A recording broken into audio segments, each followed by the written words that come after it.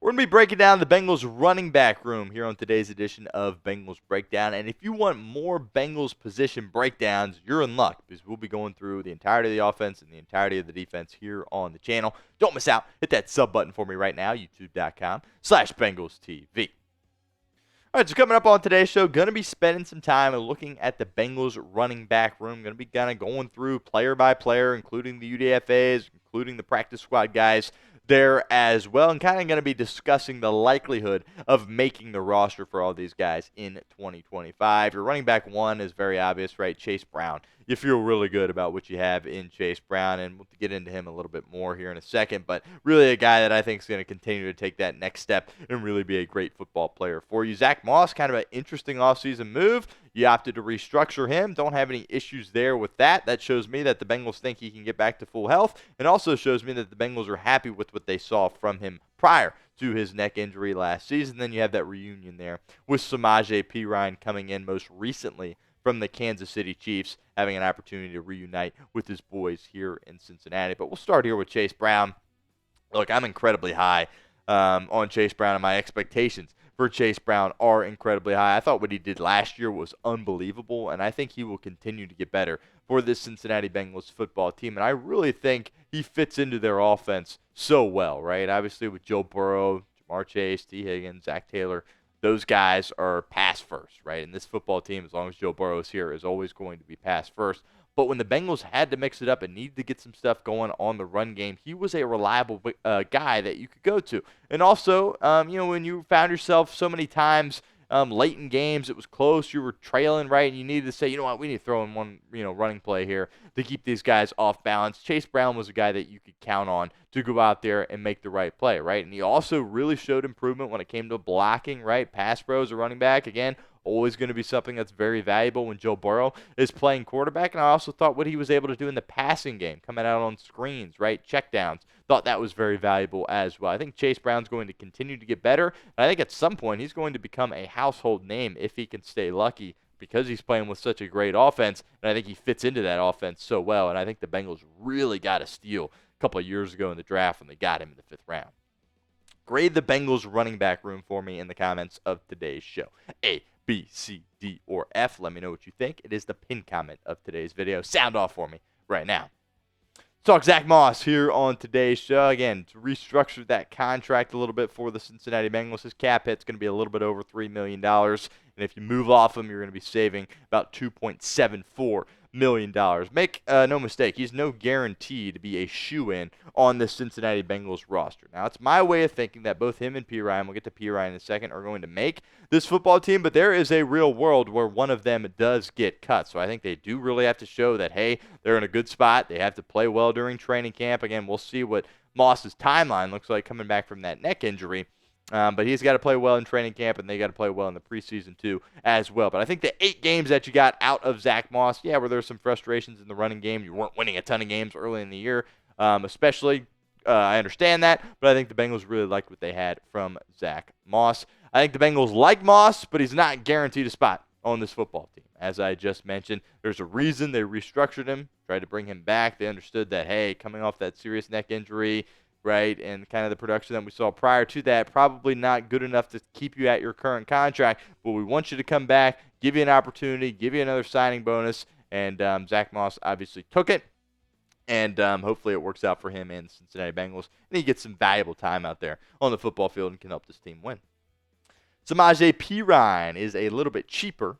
His cap hit's only going to be $1.6 million. If the Bengals were to move off him, would save about $1.4 million. Perine really hasn't played that well since he left Cincinnati, right? When he was with Cincinnati, that 2022 season is really one of the best seasons that he has had. Got a lot of work, obviously, 95 carries, but was over 4 yards per carry, had a couple of touchdowns, and was definitely still at that 4.5 yard per carry range for the Chiefs and the Broncos, but obviously did not get utilized as much. I think the Bengals, they were looking back at those playoff runs saying, boy, we really missed him as a guy that could come in and be at blocker for some pass protection situations and be that third down back for Cincinnati. If you remember back to the AFC Championship they won in 2021, they don't win that game without Samaje Perine. Arguably the biggest play of that game was when Joe Burrow found him on a little extended play and he was able to take it the distance for a touchdown. But they brought Samaje Perine back for a reason, right? They brought him back because they think that he can help him out on third down, help him out from a leadership perspective, help him out blocking as well. So they're not just going to cut him, but if he's not playing well during training camp and it's clearly still not there in preseason either, they will move off him. Make no mistake about that, but I don't think that is the plan for Cincinnati. They brought him back for a reason. They're hoping he can contribute, but he by no means is going to be able to just mail it in and make this roster. He's got to show that he can still play football at a high level. Do not miss any Cincinnati Bengals news. Hit that sub button for me. YouTube.com/Bengals TV. We'll be here all offseason and all season long as well. Don't miss out. Hit that sub button for me right now. Taj Brooks here, your rookie 6th-round pick out of Texas Tech. Obviously, rookie, later-round pick. Cap it, not much here, less than $900,000, and they're not going to move off him. After June 1st, they picked him. They're going to give him an opportunity here in year one. Really loved what you saw from Taj Brooks at Texas Tech. Guy that played a lot of college football, stuck around, right, with his teammates. Had some really good moments there. Shined, I believe, in a bowl game in 2023, right? Did he have as good of a year in 2024? Not quite as good, but numbers are pretty similar there. From that perspective, I really like Taj Brooks. When you see him move around on the football field, he looks like a guy that can play at the NFL level at some point. It'll be interesting to see what his role looks like in year one here. I think the Bengals are taking him saying, yeah, a couple years from now, we would love for you to be that RB2. But I don't think that's really what his role is going to look like at this point. But that doesn't mean he can't earn that role. He's going to make the team. Again, I would be shocked if he is not on this football team. 6th-round pick. Was a steal, right? He definitely, the player he is more valuable than a 6th-round pick, in my opinion. And he's going to have a chance to carve out a role for himself on this football team.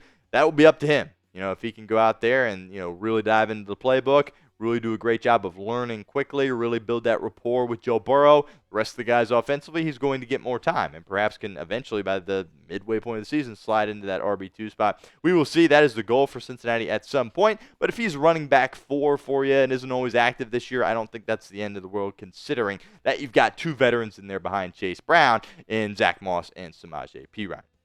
Another opportunity for you guys to get involved with our show here at Bengals Breakdown. How many running backs do you think the Bengals keep? They kept 3 last year. I think a lot of teams like to keep 3, but it feels like to me they're going to keep 4 this year. Let me know what you guys think in the comment section of today's show. So those are your 4 main guys. Obviously, you've got some more guys on the roster as well that we will spend a little bit of time talking about here. Kendall, Milton. He was a UDFA last year out of Georgia. He appeared in a couple of games. I like Milton. If ideally he's back on the practice squad for Cincinnati. Maybe some other team swoops him up, but this is a guy that's good enough to be on a practice squad in the NFL, and if somebody gets hurt, is good enough to get spotty opportunity in a game. Played at a big-time school at Georgia. He's played in big-time football games before. Who knows? Maybe at some point he will get a chance and, really go out there and prove he's a quality professional football player. Gary Brightwell is next up here. He was with Cleveland, and then I believe you were able to get him. I don't remember if it was how exactly you acquired him. That was... It all blurs together a little bit. But regardless, you didn't see much of Brightwell. Was a practice squad guy. He's still in that practice squad. And we'll see. I'd be shocked if he made the roster. But I do believe he's expected to make over $1 million. So this is kind of a situation where he's going to probably get cut and then ultimately re-signed to the Bengals practice squad.